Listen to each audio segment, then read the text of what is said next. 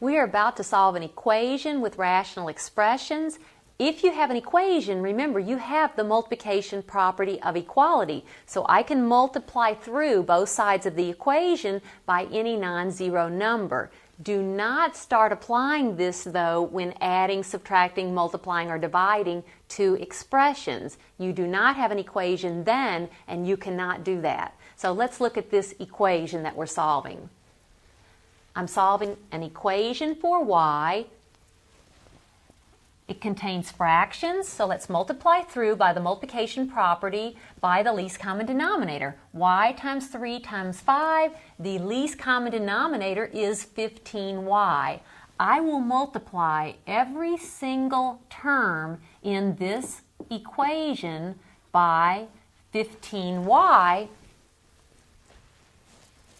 so that I'll divide out any fraction. So that's 15y times 4 over y minus 15y times 5/3 is equal to 15y times negative 1 over 5. And now let's see what happens. The y's divide out here, and I have 15 times 4, that is 60, minus 3 divides into 15 5 times. I have 5y times 5, that's 25y, is equal to 5 divides into 15 3 times, and that would be 3y times negative 1, or negative 3y. And now this looks much simpler. Let's solve this for y. I'll add 25 to both sides. Now you may want to take a step to do that, but I'll have negative 3y plus 25y, and that will be 22y. And then how do I finish solving for y? I will divide both sides by the coefficient of y, which is 22.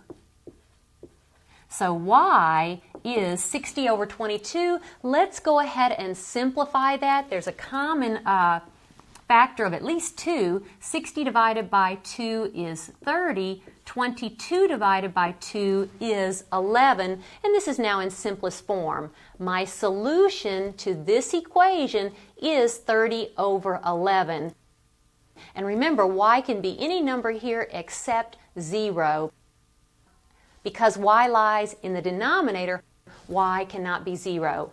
Here's my solution.